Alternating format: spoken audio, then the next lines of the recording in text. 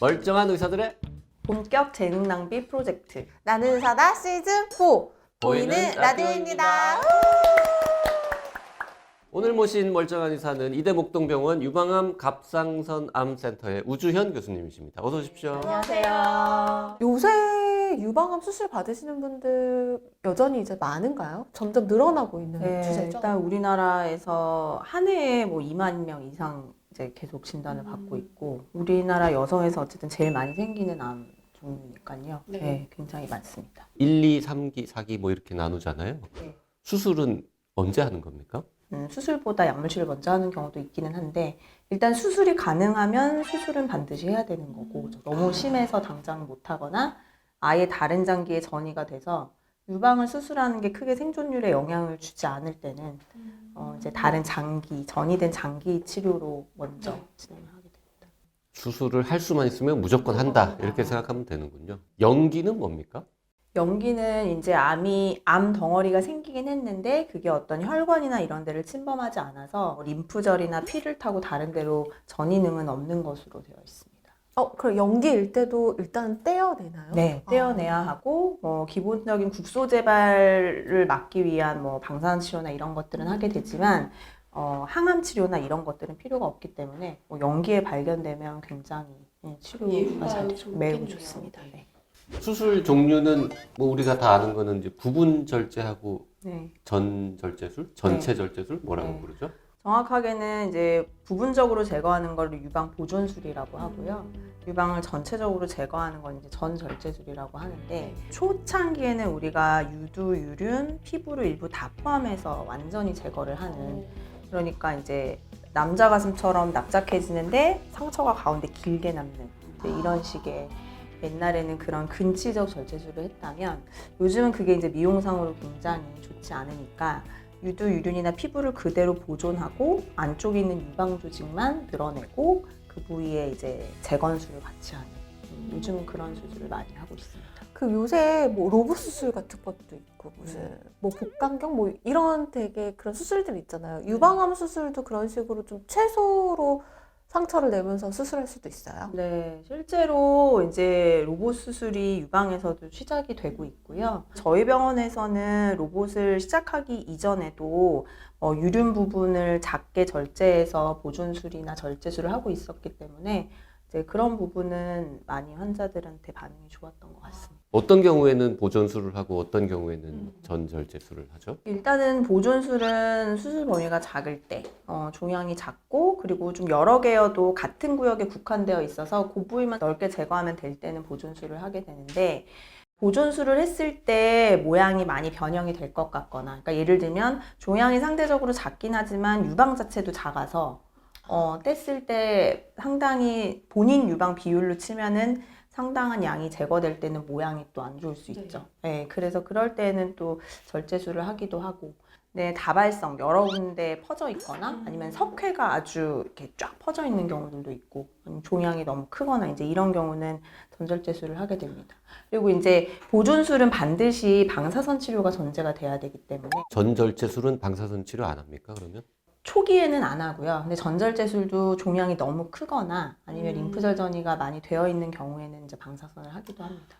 그리고 이제 임신 중에 유방암이 발견됐을 때, 그럴 때는 임신 중에 방사선을 할 수가 없으니까 그럴 때도 시기에 따라서는 전절제를 어쩔 수 없이 선택하는 경우도 있어요. 근데 이게 유방암은 증상이 거의 없잖아요. 근데 임신이나 이랬을 때 어떻게 발견을 하게 되는 거예요? 그때는 보통 이제 수유하다가 만져져서 오시는 분들도 있고, 임신을 하면은 유방이 좀 커지고 단단해지고 모유 수유를 위한 준비를 하게 되잖아요. 그래서 그냥 좀 불편하네 하고 만져서 아시게 되거나 그런 경우들도 있고, 그냥 이게 임신해서 그런가 보다 이렇게 또 넘어가시는 경우도 있어서, 실제로 임신기 유방암은 그래서 예후가 별로 좋지 않습니다. 그러면 환자분들이 약간 고민할 것 같은데요. 어정쩡하게 네. 보존하면은 모양이 망가지니까 그냥 차라리 전절제술을 하고 재건 수술을 하는 게 낫지 않나라고 생각할 수도 진짜 있을 것 고민이 같은데. 돼요. 많이 되죠. 많이 돼서, 그래서 사실은 그거는 의사의 어떤 판단과 조언도 사실 좀 많이 작용하는 것 같고요. 근데 이제 뭐 많이 수술을 해보면 요 정도는 거의 변형 없이 할 수 있겠다. 이런 경우는 이제 적극적으로 보존술을 하고, 그렇지 않은 경우는 저 같은 경우는 전절제술도 적극적으로 권유하시는군요. 네. 환자분들 전절제술을 하신 분들은 거의 다 재건 수술을 하세요? 아니면 그 중에 일부만 하세요? 상당수 요새는 거의 다 하는 것 같습니다. 보강도 거의 한 8, 90%. 되죠. 네. 즉시 재건을 요새는 많이 하고요. 암 수술을 하면서 보건술을 같이 하는 경우가 있고, 그 다음에 암 수술을 하고 시간이 좀 지나서, 그러니까 뭐 항암 치료나 이런 방사선 치료나 이런 것들을 하고 나서 추후에 지연 재건을 하는 경우도 있는데, 이제 동시 재건을 하면 좋은 점이 마취 한 번에. 그렇죠. 네. 그리고 보통 우리가 보형물을 넣을 때 모양을 잡을 때 중요한 게 유방에서 그 브래지어 아래 라인이 있는 그 유방 아래 주름이 굉장히 미용이 중요하거든요. 그래서 수술을 할 때 우리가 그 유방 주름을 잘 살리고 그 주름을 확인한 상태에서 바로 재건을 하면 훨씬 모양 잡기가 쉬운데, 이제 절제술을 다 해버리고 나면 그 주름이 사라지고 나중에 그거를 재건을 하려면 아무리 반대쪽 정상적인 게 있어도 사실은 밸런스 맞추기가 쉽진 않아서 그런 것도 이제 지연 재건의 조금 단점일 수는 있어요. 동시 재건이 아무리 들어도 훨씬 좋은 것 같은데 지연해서 하는 경우는 특별한 이유가 있을 때가 있나요? 네, 사실 이제 좀 재발률, 국소 재발률이 좀 높을 것으로 생각이 되는 환자들, 네, 그런 경우에는 사실은 충분히 어느 정도 국소 재발률이 좀 떨어진 다음에 괜찮구나 이렇게 확인됐을 때 또 수술을 하는 것이 좋다고 가이드라인이 되어 있습니다. 그 재건술은 건강보험이 다 되는 거죠, 이제는? 보험은 되는데 저희가 이제 기본적으로 암 수술 같은 경우는 환자의 비용 부담이 나라에서 보조를 해줘서 네. 이제 5%인데 재건은 50%만 되기 때문에 약간은 부담이 될 수 있고요. 그리고 뭐 반대쪽 암이 아닌 쪽을 같이 맞춰주려고 수술한다 이런 경우에 그런 부분도 해당이 안 되기 때문에 그거는 성형이라고 보는 네, 거네요. 네. 다른 반대쪽은. 네, 그렇구나. 그러니까 암이 있어서 수술한 쪽에만 네. 건강보험을 네. 50% 네. 적용해준다. 근데 이제 혹시 재발률의 차이는 없습니까? 그 부분 절제술하고 전절제술. 이제 초창기에 어떤 추후에 보조 치료 같은 것들이 좀 덜 발달돼 있을 때는 아무래도 보존술이 조금 국소 재발률 자체는 살짝 높은 경향이 있었는데요. 그 갭이 이제 거의 없어져서 요즘 뭐 전절제술과 보존술의 재발률이나 생존율의 차이는 없다고 봐도 무방합니다. 또 궁금한 게 모양도 모양인데 생존율이거든요. 일단은 기본적으로 유방암은 요즘에 치료가 굉장히 잘 되고요.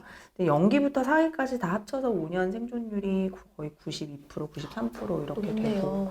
연기 1기, 2기 같은 경우는 다 90% 이상, 네. 3기부터는 조금 이제 70%로 떨어지기는 하는데 굉장히 다른 암에 비해서는 치료가 잘 되는 아이입니다. 그 유방암 수술 얘기하면 꼭 림프절 절제 얘기 나오는데 네.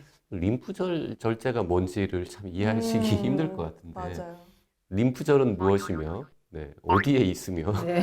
어떻게 절제하는 건지 간단하게 설명 좀 해주시죠. 일단 유방암은 이제 유방에 암이 생기면 유방에는 이제 림프액이라고 해서 림프액이 타고 다니는 관들이 쭉 연결돼 있고 걔네들은 결국 돌고 돌아 심장으로 돌아가거든요.